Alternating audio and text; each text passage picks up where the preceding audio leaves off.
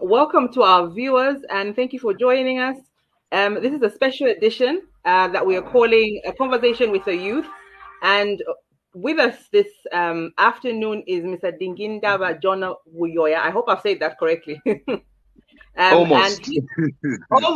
Almost. I need to practice more on that one. You will correct me. So your name is? Dingindaba. Ah, okay. So the proper South African way. I need to put my mouth correctly.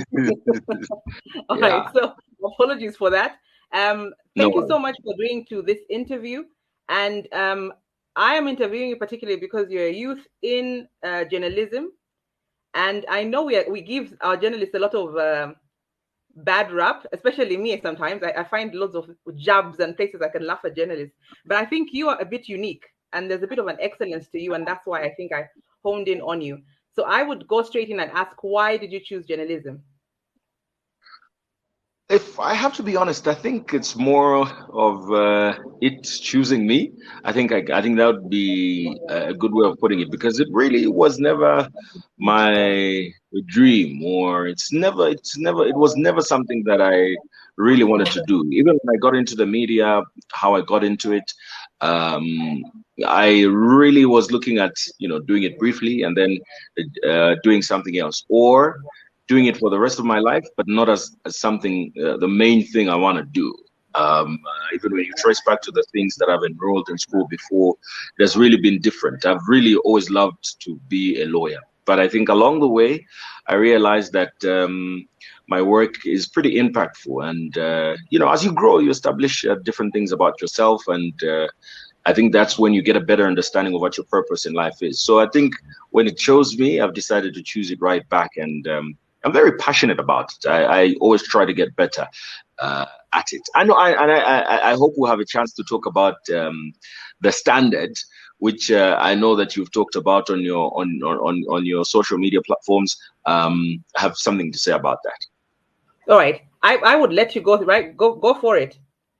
Well, look, I feel like there's been a lot of things said about journalists in Zambia, some journalists in Zambia, and how they drop the ball sometimes. And previously, I'll be very honest with you, I used to take offense with that. But I think that's because I also, for a long time, been in my own world, like in a cocoon. But getting to see a lot about how things are done, sometimes I'm like, oh, okay, this is why people say what they say. And I guess it can be attributed to a lot of things. One of them is exposure, but also the fact that our industry or our country has been only but growing. And so the more we get exposed, the more we learn that certain things that have been done previously are not supposed to be done or are being done wrongly. And while we might, blame the professionals, I feel like we also need to sort of look at the fact that it's been a learning process. And I've also reached a point where I believe things are getting better because of the conversations we're having. But also, before you come in again, look, it's human nature that sometimes people keep telling you something that, this is something wrong, but we usually only realize it when we experience it ourselves and we evaluate, then we're like, oh, okay. It's like a child. They always tell you not to do this when you are young, but you only stop doing it when you experience it yourself. Yeah, I think I would attest to that it was very unique. I think I'll give a good example when you were doing the press on the election, and Diamond TV, especially your presentations, we're highly unique, even in comparison to ZNBC, that wherever you were in the world, we were sharing the links for Diamond TV because we were getting something concrete. We were getting some information that was backed up. There was an analysis going on, which previously and in other places that none of that was happening. And for us, I think I would personally say that was a level of excellence that I didn't see in the others. So I think the challenge is that sometimes the bad outweighs the good, and there are a lot of good journalists. Unfortunately, you're a little hidden, or if you're not hidden, you're sort of, pushed out, unfortunately. But I think that's where people, like you're saying, more conversations should happen, and then we'll get more excited about it and see more development, I think. But True. I think back to you. How was your experience studying journalism? Because I think there's so many youths out there wanting to get into journalism. A lot of people have told me it looks glamorous, and I'm thinking, I wish it was glamorous before you appear. But how was your experience? It's something I'm still doing, actually. But I don't think it's glamorous. I don't think it's glamorous, at least not from my experience. I don't think, to be honest with you, I don't think anything is. Even music itself, we only get to see the best of musicians. We only get to see the best of actors. We only get to see the best of footballers. But it doesn't mean that it's glamorous. It's hectic, especially for this kind of work that really dwells on it's entirely based on other people. You are telling a story for other people. You have to be as accurate as possible. You are playing with the outcome of even a whole country. So what happens in the background of all of this is a lot of reading, a lot of research, a lot of learning new things, which is very difficult. It's a lot of hard work. So it's not glamorous, but I have to admit that it's enjoyable, because one thing I've discovered about people that do this kind of work are people that are passionate about it. So the old saying, when you're doing something you're passionate about, you don't feel that you're working. You just feel like you are being yourself. I think that's what I would describe it as. Glamorous? It's quite hectic. Apologies there. I think I seem to be losing connectivity. Hello, you can get me now? I can. I can get you now. Yeah, I can get you now. All right. Sorry about that. Yeah. Well, I was saying, I don't know if you can hear me now. Yes, I can get you. Yeah, I was saying the glamour part of it, I think, is really just you enjoying what you're doing. But at the end of the day, it's really just like any other job.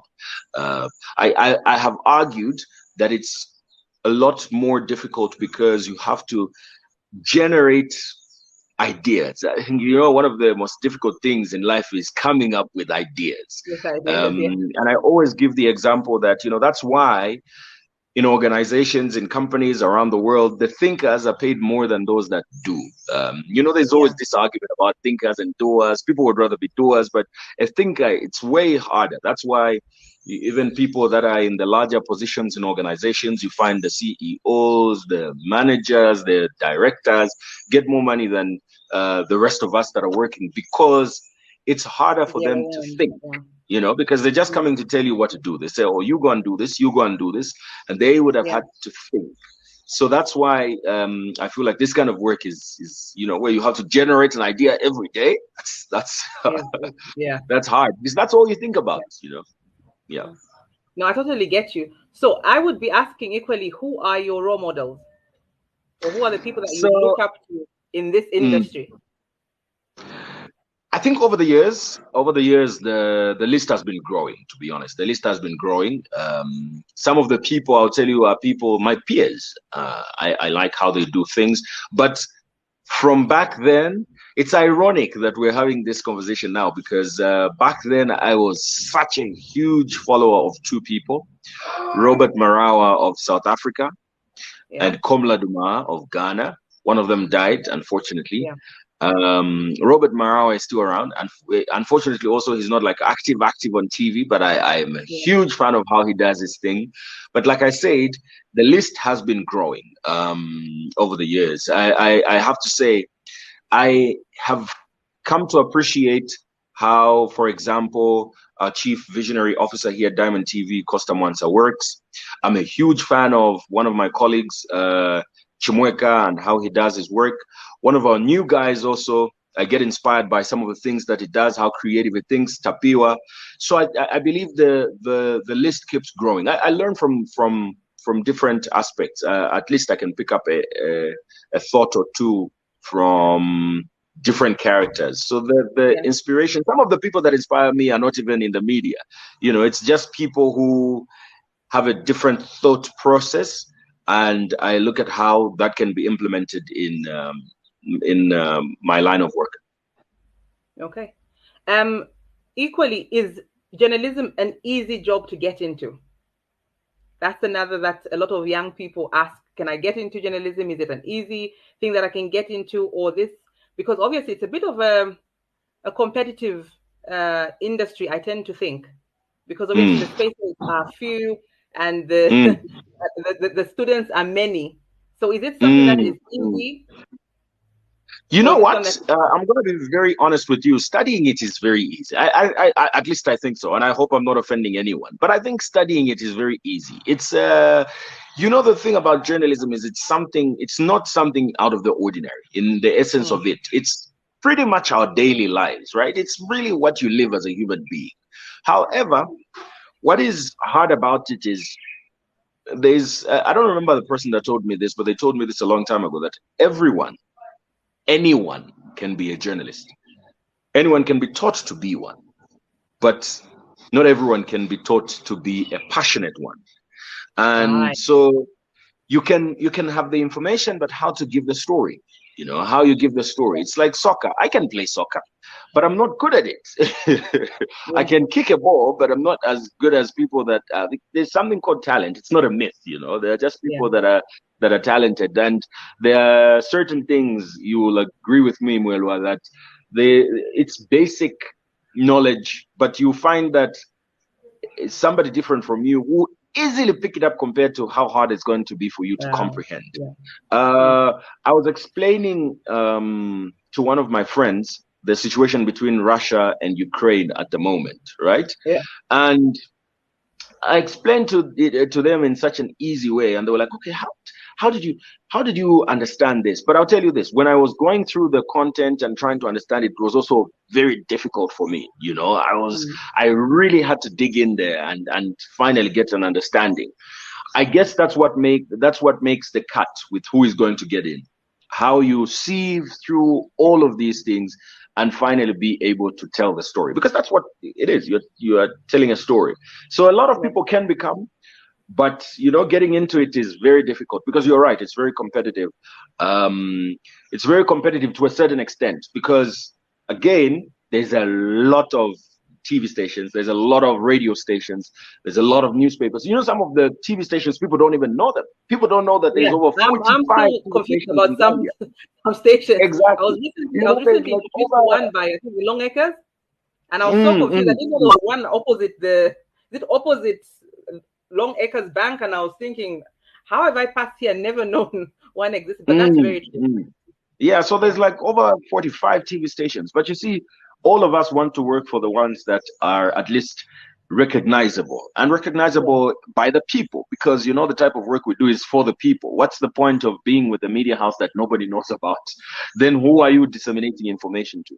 That's where it becomes competitive, because we're all now fighting to be in the same space.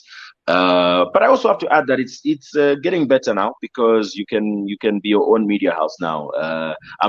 You are broadcasting to people online, and you get reviews way more than some TV stations. That's just how the world is evolving now. So the only sad part about it is the professional people don't want to niche themselves into giving out content as freelancers online. But I think there's a great opportunity there, because we've left the freelance online, especially when it comes to writing stories, to people that have no idea what they're doing. But unfortunately, the consumers of information love following those people, even if the information is not credible. But people love. I don't know. There's something about them that I don't know. But I hope that a lot more journalists and media people that are coming up now who take advantage of the digital space. Yeah. Okay. Absolutely. So what advice would you be giving to a youth today? It being Youth Day, what advice would you be giving, especially from your point of view? Mwelwa, you know that I don't think like the typical person. I love to be as free as possible. So, and that's because I'm a beneficiary of free thinking. If I conformed to what, for example, my family believes and people that are close to me outside the type of work I do, I don't think that I would be anything I am today, because when the first time I told my brother, that I was going to work for a radio station, I started with a radio station that nobody knew of. It was a very small radio station. I told him that I was going to work there. He was like, okay, it better just be a hobby, because you have to, go and get a law degree, and, because. So I would tell every young person today that life and success is very subjective. Success means different things to different people. So you do what you feel success means to you. If success means owning a duplex, that's a good thing, and that's your thing, and you must go on and pursue that. If success means you waking up every day and feeling like you're changing at least one person's life, then that's what God has made you for. That's your purpose. If you feel that your purpose in life is to be a communicator, I say that because that's what I feel I am. I'm going to pursue it, and I find satisfaction in it. When I go home and I lay my head on the bed, I feel like I have lived my day to the fullest. I'll tell you this: I come to work at 9 now, and I leave after 10:30. I don't feel it. I don't feel it. Previously, I used to come even earlier than that. I never used to feel it, but I feel like now I'm getting older, so my body is getting tired faster. So I tend to want to rest a bit more. But I really feel like every day that goes by is a satisfaction. So I feel like young people should do what they love. Parents should stop telling their children not to do music. If that's what they are meant to do, let them do it. Well, not every musician in the world, not every successful musician in the world is known. Today, some of the most successful musicians in the world, artists in the world, are not even known. They are just known. They just did their part. They just did their purpose, completed their purpose. And they are the happiest people. You go to their homes, they're living in just a comfortable home. They're showing you around their house. To me, it doesn't make sense. But they're like, I made this, and they're so happy. So let's just live a life where people are happy, young people are serving their purpose, because I hope I'm not talking too much, but I feel like we're putting a lot of pressure on young people, because we've made this standard of what success is. We feel like young people must be getting, the success is young people making a lot of money, young people living a certain life, which is okay if that's what you want, but it shouldn't be imposed on other people. Let young people live to the fullest, because in no time, they will not be young anymore. There's a lot of time to do all those other things, but just do what you love. Mr. Buyoya, thank you so much. This has been very informative, and thank you so much for giving us a snippet of your time. I know you're a very busy person, and I know there's a sauna at the moment. So I was even wondering, where are you? Are you on? I was listening to it. I was listening to it, and well, let me not get into that. No worries. Because I'm about to become so much for sparing. Thank you for having me.